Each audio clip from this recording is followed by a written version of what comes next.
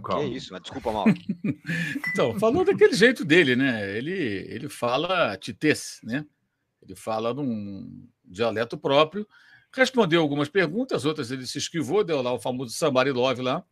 Algumas perguntas ele respondeu daquele jeito que você tem que meio que traduzir, né? Porque é titês, então sempre tem aí uma maneira meio indireta de falar uma coisa ou outra.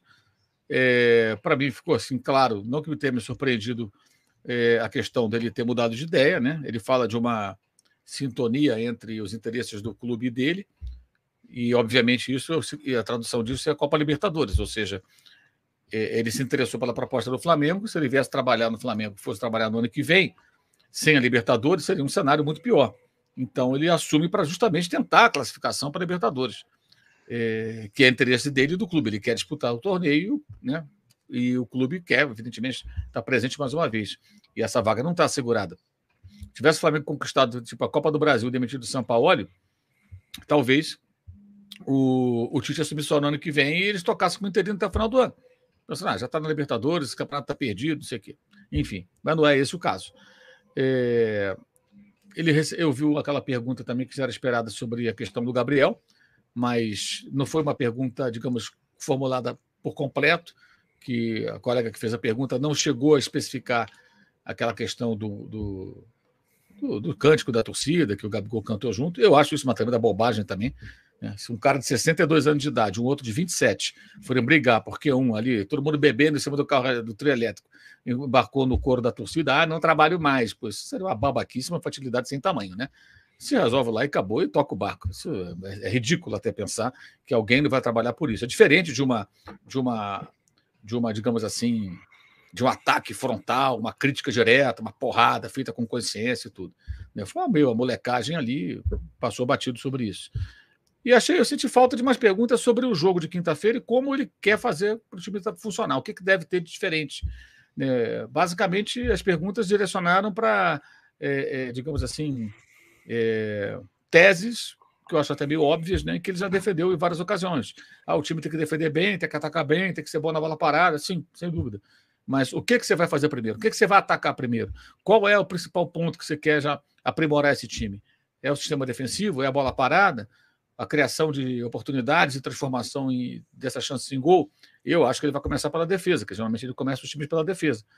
Mas, assim, nada surpreendente, uma entrevista do Tite. São assim, são meio chatas, meio enfadonhas, né? O Tite não é um dialeto muito empolgante. Pelo menos não teve negócio de externo desequilibrante, homem terminal, essas coisas não houve.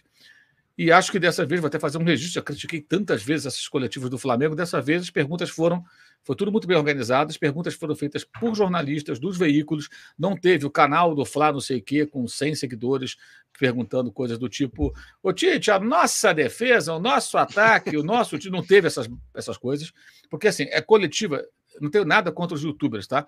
Nós estamos no YouTube aqui. Mas é coletiva de imprensa. Quem vai lá pode ser o canal do Fla não sei o quê, pode ser a TV Globo, pode ser a BBC, pode ser o diabo. É para fazer pergunta de jornalista, é coletiva de imprensa, não é coletiva de torcedor.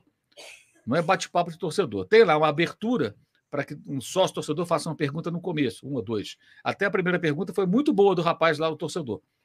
Foi mesmo. Sobre time, sobre como vai jogar e tudo mais. Eu gostei. Então, essa é a questão. Agora, quando o cara vai lá e fala, eu sou do canal tal, e fica falando como torcedor, porque o nosso time é nossa defesa, porque nós o cara que, cara pálida? Não tem nós. Não tem nós. Então, achei que dessa vez, de fato, o pessoal da comunicação do clube trabalhou bem, porque conseguiu direcionar de uma maneira que perguntou a Globo 2 vezes, perguntou a Band, perguntou a TNT, perguntou a ESPN, perguntou Rádio Globo, Rádio Tupi, as emissoras importantes, né, todas perguntaram, entre outras, né, tiveram a oportunidade de perguntar. Não foi aquela coisa de outras coletivas que descambavam para o caminho de uma coisa até meio galhofa em alguns momentos. Espero que continue assim, que seja mais vezes, porque, repito, é coletiva de imprensa. Acho até que os clubes, as federações deveriam criar, então, espaços específicos, já que querem, para youtubers, para um outro tipo de comunicação, que é uma outra coisa, é uma outra situação. Repito, é coletiva de imprensa. Quem vai lá tem que ser jornalista, tem que estar preparado para fazer perguntas de jornalista e não de torcedor. Não de torcedor. O time a gente torce fora. Ali, na hora do serviço, como diria João Saldanha, você não pode estar com fardamento. Você tem que estar. Aliás, é que eu sou antigo, eu sou do tempo que lá tanto no Pacaembu como no Maracanã, eu frequentei mais o Maracanã, tribuna de imprensa, tinha lá um aviso. Não pode entrar de camisa de time, não pode ficar torcendo, comemorar gol. Na redação não se comemorava gol. Timidamente. Agora a redação, o nego grita, vira cambalhota, grita chupa, sacaneia o colega no estádio. O cara chora que o time é campeão na área de imprensa. É uma avacalhação total. Não é só no Brasil, não. Eu já vi isso lá fora também. Se você for na área de imprensa do Camp Nou, do jogo do Barcelona, é ridículo. Nossa, é ridículo. Deve ter visto lá. É uma coisa constrangedora. Eu vi um cara jogar o computador quase no chão uma vez. Foi no jogo Chelsea 2, Barcelona 2, né? Lá, no caso, Barcelona e Chelsea. O Ramires fez aquele gol, aquela coisa toda, né? Aí o cara putaço, né? O Barça estava sendo eliminado, 2012 isso, né? O cara pegou o computador e jogou no chão. Eu falei, que é isso? Porra, é essa? Assim, putaço que eu. Peraí, vai para arquibancada, né? Enfim, então acho que hoje vale esse registro. A gente já falou muito sobre isso, as coletivas do Flamengo muitas vezes são constrangedoras. Hoje acho que a coisa foi bem cabeça. Se as perguntas foram boas ou ruins, é outra coisa, né? Aí é problema de quem faz a pergunta, se você gosta ou não, né? Numa questão que caiba ao pessoal do clube, que eu acho que dessa vez foi bem. Como eu sempre critico, faço questão de deixar um elogio para não parecer que a gente só vê os defeitos. Muito bem, Arnaldo, aqui, ó, a Mari Araújo fala, Tirone, a galera do Mundo da Bola pede sua participação no canal ao lado do Tica e do Cristiano. Pô, é só me chamar, tô dentro, me chamem aí, contem comigo, tranquilamente. Arnaldo, e aí, a coletiva? O Tite não falava desde a eliminação do Brasil, da Copa lá, desde aquele dia lá, falou aquele dia, depois nunca mais falou, voltou a falar hoje. A coletiva até curta, eu achei que ia ser mais longa. Diga lá. Eu também achei isso. Assim, não era uma entrevista qualquer, né? Não é uma entrevista qualquer de apresentação de um técnico. Mesmo sendo técnico do Flamengo e tudo mais. É uma entrevista do técnico que foi técnico da seleção brasileira por 2 Copas e não falava desde a eliminação para a Croácia. Então, assim, de fato, organizada. Acho que ele tentou ser rápido nas respostas para permitir também mais perguntas. Isso foi interessante, mas ela foi muito curta mesmo. Muita gente ficou sem perguntar. E assim, como tinha o iminente interesse da apresentação ao Flamengo, que é o objeto principal do evento, as perguntas todas ficaram restritas ao Flamengo. E acho que o Tite deve outras respostas, além do Flamengo. Se não era a ocasião certa, ele que marcasse uma outra entrevista, por conta da projeção que adquiriu nos últimos tempos. Para fazer outras perguntas, acho que daria para fazer outras perguntas sobre outros temas, mesmo que eles pudessem ser relacionados ao Flamengo de alguma forma. Por exemplo, você recebeu propostas de outros clubes brasileiros além do Flamengo nesse período? Essa era uma. Você recebeu proposta do Corinthians? Essa era outra. Você considera a transição na seleção brasileira de técnico interino para esperar um estrangeiro correta? Como você avalia esses primeiros jogos do Fernando Diniz? Qualquer coisa do tipo. Tinha muitas situações para serem perguntadas, porque ele é um personagem nacional hoje em dia. Quer queiramos, quer não, né?